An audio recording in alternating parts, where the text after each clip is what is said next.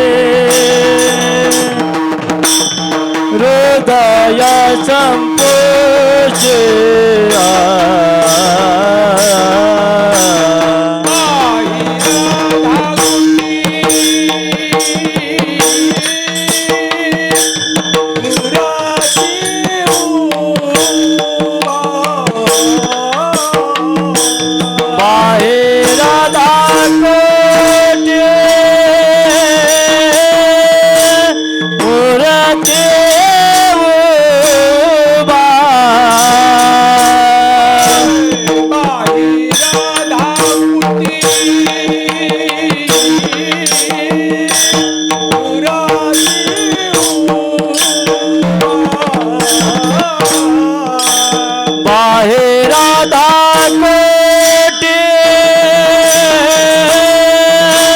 मूर्ती उभा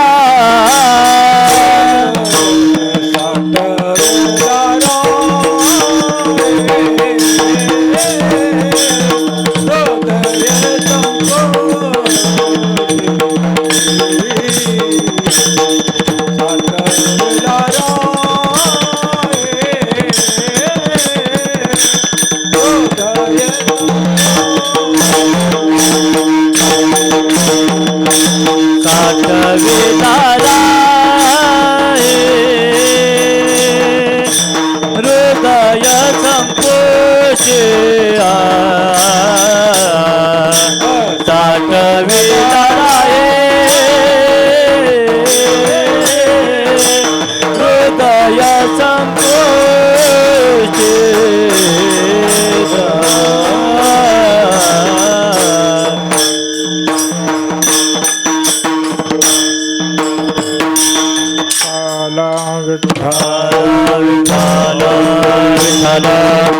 विठाला विठाला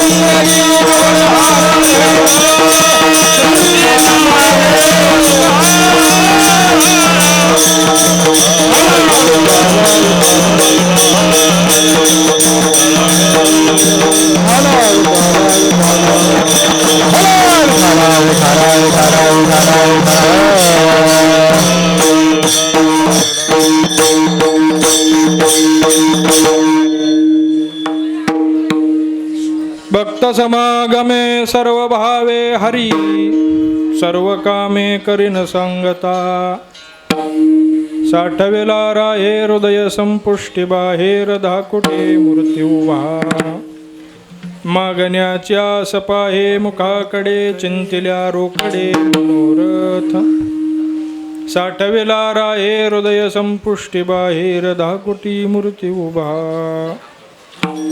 तुका म्हणे जीव भाव देवापायी तुका म्हणे जीव भाव देवापायी ठेवोनिया काही न मागती साठविला राहे हृदय संपुष्टी बाहेर धाकुटी मूर्ती उभा पांडुरंगा करू प्रथम नमः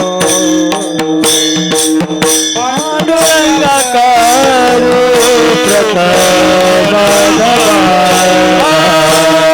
पांडुरंगा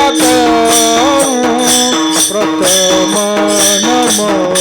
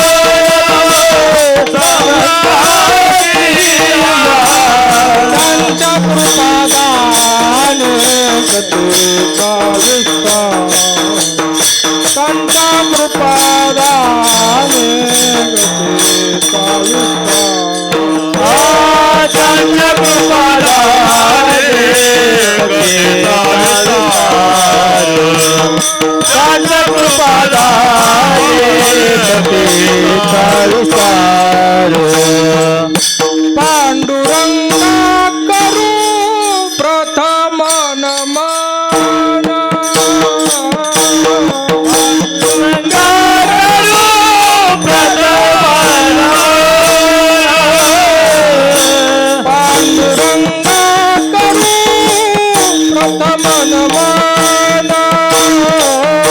पांडुरंग करू प्रथम दुसरे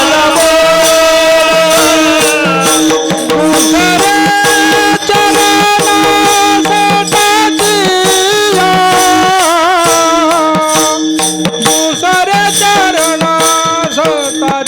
सताचिया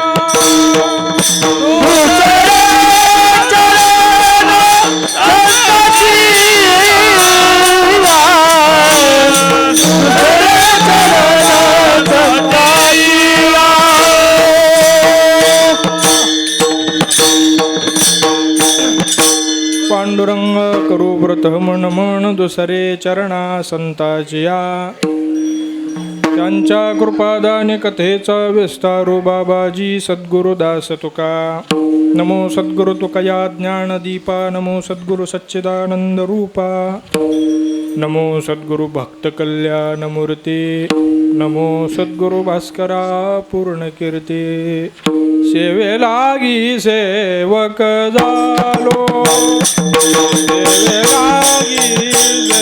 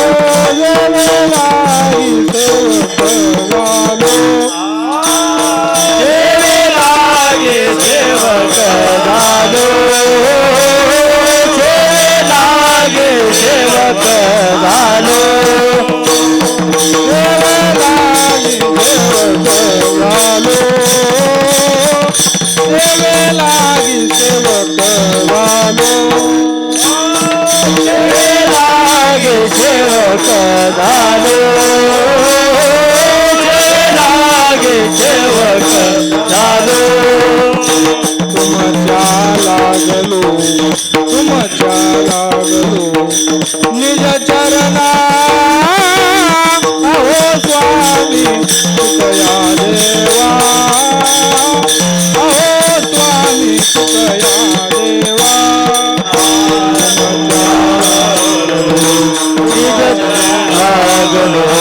निज चरणा अहो स्वामी तुकया देवा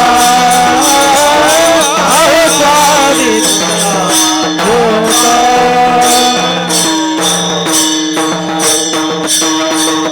सेवे लागी सेवक झालो तुमच्या लागलो निज चरणा अहो स्वामी तुकया देवा यावरे न करावा विहेरू भक्त समागमे सर्व भावे हरी सर्व कामे करी न सांगता साठविला राहे हृदय संपुष्टे बाहेर धाकुटी मूर्ती उभा.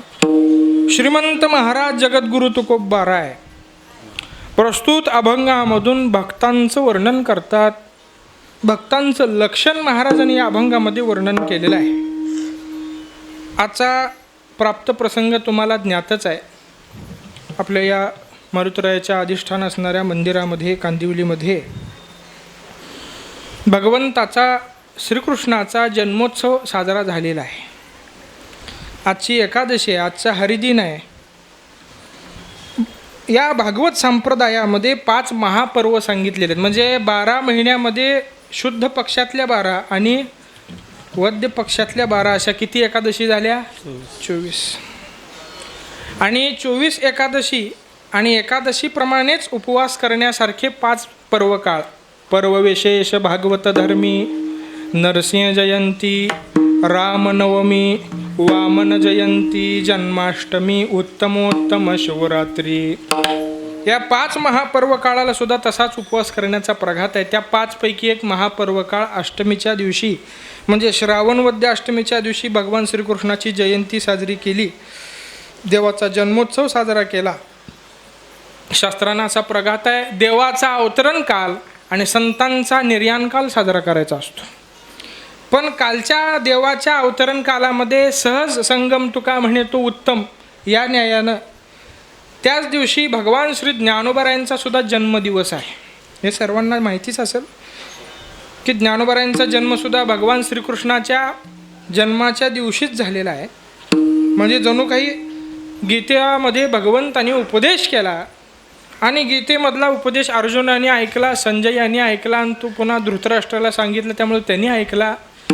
नंतरच्या कालखंडामध्ये वाचणाऱ्याला तो काही समजेल का ना समजेल या जगाचं अहित होऊ लागलं आणि मग त्याच भगवंताला या जगताची दया येऊन तोच भगवान परमात्मा महाविष्णूचा अवतार सखा माझा ज्ञानेश्वर या न्यायानं देव अवतीर्ण झाले. लोपले ज्ञान जगी ही तनेनती कोणी, अवतार पांडुरंग नाव ठेविले ज्ञानी. कारती ज्ञान राजा महाकैवल्य तेजा सेविती साधू संत मनोवेधिला माझा. म्हणून तोच परमात्मा त्याच दिवशी पुन्हा अवतीर्ण झाला. दिवसही तिथीही तीच आहे बरं का. म्हणून त्यांचाही उत्सव त्याच्यामध्ये साजरा होतो. आणि अधिष्ठान मारुतरायाचं आहे, भक्ताचं अधिष्ठान आहे. भक्त परंपरेमध्ये अग्रगणी नाव आहे मारुतरायाचं. म्हणून करता भक्तांचं वर्णन करणारा अभंग सेवेकरता घेतलेला आहे. तसं पाहता आता मंडळींची गर्दी झालेली आहे. आता हे काय मी आज सांग, तुम्ही म्हणाल तुम्ही आज आला, आम्ही 4 दिवस झाले यातच आहे. त्याच्यामुळं आपापल्या पद्धतीनं आपापल्या ठिकाणी जेवढी जशी जागा उपलब्ध होईल तसं तसं बसा. बसत असताना, उठत असताना, हलत असताना तोंडाची गरज नाही एवढंच फक्त लक्षात ठेवा. बोलू नका. इथं बसलेल्याला कोण सांगितलं मी लात मारत नाही बाळा, इथं बसलं चालतं.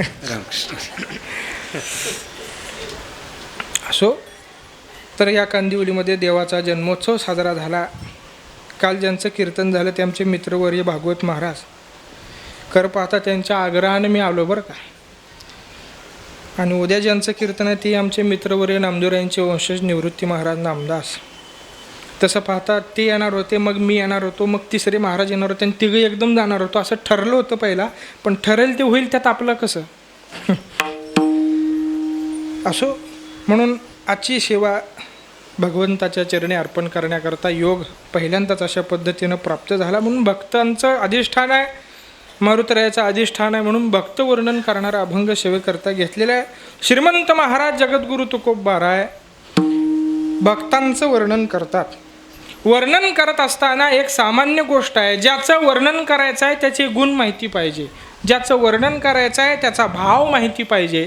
आणि त्याचे गुण त्याचा भाव माहिती असण्याकरता ज्याचं वर्णन करणार आहे ते भक्त म्हणजे वर्णन करणारा सुद्धा काय असला पाहिजे, भक्त असला पाहिजे. तर निश्चित स्वरूपानं चांगल्या पद्धतीचं वर्णन करता येईल. उदाहरणार्थ एखादा गायनशास्त्रामध्ये विशारद झालेला आहे, अलंकार झालेला आहे, त्याने एखादी चाल म्हणावी, एखादा राग म्हणावा आणि आपल्यासारख्या गायनशास्त्राशी संबंध न आलेल्या माणसानं सांगावं काय अरे काय म्हणते तुला ते कळणार नाही. त्याच्याकरता तुला त्यातलं रच ट तरी माहिती पाहिजे, तू पहिलीच तरी गेला पाहिजे. त्यावेळेला तो काय म्हणतो याचं महात्म्य, त्याच्यातलं गमक, त्याच्यातलं महत्त्व तुमच्या लक्षात येतं. म्हणून करता ज्यांचं वर्णन करायचं आहे किंवा इथं केलेलं आहे ते भक्त आहेत, भक्तांचं वर्णन केलेलं आहे. भक्ताचा महिमा भक्ताची जाण. आता गंमत अशी आहे, तुम्ही दोघांनी आणि मी अशा तिघालाच थाप मारायची परवानगी आहे. फक्त तुम्ही पाकवाजावर मारा, मी बोलताना मारत नाही याची मीच खबरदारी घेतो. भक्त समागमे सर्व भावे हरी. या अभंगामध्ये महाराजांनी असं समागमे सर्व भावे हरिनाम परमात्मा, हरी म्हणजे देव बरं का. पण हरी या शब्दाचा अर्थ असा आहे, आता गंमत थोडी अशी होते, देवाचं नाव हरी आहे. हर हरती पापानी, हर हरती चित्तानी, भक्ताच्या चित्ताचं हरण करणारा, म्हणून त्याला नाव काय पडलेलं आहे, हरी. एका ठिकाणी नाही, अशा अनेक अभंग आपल्या पाठामध्ये आहेत जिथं देवाचं नाव हरी असं आहे. मग इथं का घेतलं असावं तर त्याचं का, आता इथं म्हणताना भक्त समागमे सर्व भावे पांडुरंग म्हणता येत नव्हतं का. किती नावं आहेत, 1000 नाव आहेत देवाचे. विष्णू सहस्त्रनाम स्तोत्र आहे, सहस्त्र म्हणजे किती, 1000. मग या 1000 नावापैकी देवा तुकोबरायांनी 999 नावं बाजूला ठेवून हे एक असणारं हरी नाव इथं संबोधन घेतलं. त्याचं काय कारण आहे. कोणी म्हणेल हरी न सांगता करी, असं काही यमक जुळवण्याकरता घेतलंय का. आजच्या काळातल्या कवी लोकांसारखं नुसतं यमक जुळवायला इथं आयोजन नसतं. र लरण ट लट जोडलं म्हणजे भाष्य होत नाही. मग हरी नाव घेण्याचं कारण असं आहे, हरी नावाचं जे कार्य आहे ते अपेक्षित आहे. देवाचा नावाची गंमत अशी आहे, देवाच्या कार्यावरून देवाला नाव पडलेलं आहे. मगाशी मी सांगितलं, हर हरती पापानी, हर हरती चित्तानी. सावळे रुपडे चोरटे चित्ताचे, उभे पंढरीचे विटेवरी. परमात्मा उभ्या विटेवरती उभा आहे आणि चित्तवृत्तीचं चोरयन करणारा आहे, चित्तवृत्ती आपल्याकडे घेणारा आहे, म्हणून त्याला मोठा चोर म्हणलेला आहे. आता चोराची गंमत अशी असते, एखाद्या परिसरामध्ये काही चोर आहे त्याची यादी पोलीस स्टेशनला तयार असते. कुठं काही चोरी झाली, भांडणं झाली की पहिला त्यांना धरून नेलं जातं. मग हा एवढ्या कुठल्या एका पोलीस स्टेशनच्या मर्यादेत येणारा चोर आहे का, नाही. मग तुम्ही म्हणाल या येत नाही तर शहराच्या पोलीस स्टेशनला त्याचं नाव आहे का, नाही. शहराच्या नाही, जिल्ह्याच्या नव्हे, राज्याच्या नव्हे, देशाच्या नव्हे, आंतरराष्ट्रीय नव्हे, प्रमाणामध्ये असं वर्णन केलेलं आहे. ऐसा पुराण प्रसिद्ध चोर. कुठं वर्णन आहे ज्याचं, पुराणामध्ये वर्णन आहे चोर म्हणून. एवढा मोठा प्रसिद्ध चोर असणारा श्रीहरी, म्हणून त्याचं नाव आहे हरी. हरी म्हणजे हरण करणारा. आता आपल्याला असं असतं, वाईट बाजू लगेच माहिती असते. हरण माहिती आहे आपल्याला, कोणतं, अपहरण. चांगल्या पद्धतीचं अपहरण आहे म्हटल्यावर विरुद्ध बाजूला चांगलं हरण आहे ना. आप म्हणजे दुष्प्रवृत्तीनं केलेलं हरण. त्याच्या विरुद्ध बाजूला भगवंत परमात्मा आपल्या भक्तांच्या चित्ताचं हरण करतो, म्हणून त्याला हरी असं नाव आहे. हरीने माझे हरिले चित्त, भारवित्त विसरले, आता कैशी जाऊ घरा, म्हणून बरा लौकिक. भक्ताच्या चित्तवृत्तीचं एवढ्या पराकोटीचं देव हरण करतात की तिथं वर्णन करताना असं म्हणलेलं आहे, देवाला पाहिलं आणि त्या गवळणीच्या चित्तवृत्तीचं हरण झालं. हरण झालं म्हणजे चित्तवृत्ती देवाने चोरली. मग ती गवळण कुठं आहे, ज्या वेळेला देवाला त्या गवळणीनं पाहिलं त्यावेळेला ती गवळण घरामध्ये नाही, गोकुळामध्ये नाही, तर मथुरेच्या बाजारात आहे. कुठं आहे, मथुरेला बाजाराला गेलेली. आता बाजार खरेदी करायला गेली नाही, विक्री करायला गेली. कशाचा, दही, दूध, तूप, लोणी, ताक. ताक काय विकत नसतील त्यावेळेला, आसार आहे म्हणून टाकून देत असते. पण गोरसाची विक्री करण्याकरता ती गवळण त्या बाजारामध्ये बसली आणि भगवंताला पाहिलं. आता विक्री ज्या वस्तूची करायची त्याचं नाव घेतलं पाहिजे, दूध घ्या, दही घ्या, नाही का. पण ती असं म्हणायली, गोविंदो घ्या कोणी, दामोदर घ्या, गोविंद घ्या, दामोदर घ्या. तव तव हासती मथुरेच्या, गोविंदो घ्या कोणी, दामोदर घ्या. दही घ्या, दूध घ्या असं म्हणायच्या ऐवजी गोविंद घ्या, दामोदर घ्या. त्याला पाहिल्यानंतर पराकोटीची चित्तवृत्ती हरण झाली. एवढ्या पराकोटीनं चित्तवृत्तीचं हरण झालं. एका प्रमाणामध्ये असं म्हणलेलं आहे, मै भुली घर जानी बाट, गोरस बेचने आई हाट कान्हारे मनमोहन लाल सबही बिसरो देखे गोपाल. त्या गवळणीचा भाव व्यक्त हिंदुस्थानी भाषेमधला तुकोबारायांचा अभंग आहे. तुकाराम महाराज म्हणतात ती गवळण अशी म्हणती, मै म्हणजे मी, भुली म्हणजे विसरली, घर जाणी बाट, घरला जायची वाट मी विसरले. आता या जगात असा कोण मनुष्य आहे का एखाद्या ठिकाणी गेल्यानंतर तिथून घरी यायची वाट विसरेल? असा कोणीही नाही. आम्ही कांदिवली तीपर्यंत लोखंडवाला आलं काय आणि ब्रिज आला काय, उजव्या हाताला वळला काय आणि साई मंदिरापाशी आला काय, नाही येईपर्यंत तुम्हाला विचारलं जाताना एकाही फोन करणार नाही मी घरी कसं जाऊ म्हणून. आता माझ्या घरी मला निश्चित स्वरूपानं काय करता येतंय, मी वाट विसरलो का घरी जायची नाही, येईपर्यंत काहीच माहीत नाही पण जाताना सगळं माहिती आहे. म्हणजे आपण घरला जायची वाट विसरत नाही. यात नवल नाही. काही लोक मदिरापान करतात, करू नये त्यांची कीर्तनात सांगू पण नाही. मदिरापान केल्याच्या नंतर त्यांना भान राहत नाही. मदिरापान केल्याच्या नंतर तिथून ते घरी जाताना ते बेशुद्ध म्हणा विशुद्ध म्हणा कसल्या अवस्थेत जातात त्यांनाच माहिती. त्यांना कसलं भान राहिलेलं नसतं. तरीसुद्धा आपल्या घराची वाट ते विसरत नाहीत. आपल्या गल्लीत हलत डुलत का असेना पण आपल्या गल्लीत आता ते विसरत नाहीत, आपण विसरत नाही. पण भगवंताला पाहिल्यानंतर त्या गवळणीनं म्हणावं, मै भोली घर जानी बाट, मी घरला जायची वाट विसरले. मग कुठं आहे आता? गोरस बेचने आई हाट. हाट म्हणजे बाजार. बाजारामध्ये गोरसाची विक्री करण्याकरता मी आले पण आता घरला जायची वाट विसरली. एवढ्या पराकोटीनं चित्तवृत्तीचं हरण करणारा म्हणून त्याला हरी असं नाव आहे. मग देवाची जशी जशी नावं आहेत तसे तसे देव आहेत. म्हणून त्या नावाचा अर्थ जाणून प्रत्येक वेळेला नावाचं आयोजन गाथ्यामध्ये असतं. हिथं हरी या नावाचा अर्थ आपण आता बघितला, चित्ताचं हरण करायचं, चित्ताची स्वीकृती करायची भक्ताच्या. म्हणून तुकाराम महाराजांना भक्त समागमे असं भक्ताचं वर्णन करताना आमच्याही चित्तवृत्तीचा तुम्ही स्वीकार करावा असा भाव आहे. म्हणून हरी नावाचं आयोजन आहे. एखादी मनुष्य 2-2, 3-3 कामं करणारे असतात. तुमच्या मुंबईत तर असतातच असतात. एक माणूस एक काम करत नाही, त्याच्यानंतर दुसरं काम, दुसऱ्यानंतर तिसरं काम करतो. समजा एखादा मनुष्य चांगल्या पद्धतीनं गायन करतो, गायनाचे क्लास घेतो, हे जरी करत असला तरी दुसऱ्या बाजूला अजून एक जोडधंदा जोड व्यवसाय म्हणून तो करतो. समजा तोच मनुष्य लोकाला व्याजानं पैसे देतो, असं तुम्ही कोणी मनावर घेऊ नका बरं, मी सांगतोय फक्त. आणि घरामध्ये तो व्यक्ती बसलेला आणि बाहेरून हाक आली, सावकार, तुमच्याकडे काय म्हणतात? सावकारच म्हणतात की शेठजी आहेत का, शेठ आहेत का, असं म्हणल्यावर लक्षात येतं हे गायनाच्या कामाला आलेलं नाही. कुठल्या कामाला आलाय? पैशाच्या कामाला. म्हणजे हाक मारल्यानंतर प्रयोजन समजलं पाहिजे. तसं तुकाराम महाराजांनी देवाचं संबोधन केल्याबरोबर देवाला समजलं पाहिजे काम काय आहे. म्हणून भक्त समागमे सर्व भावे हरी, हरी नावाचं कारण आहे.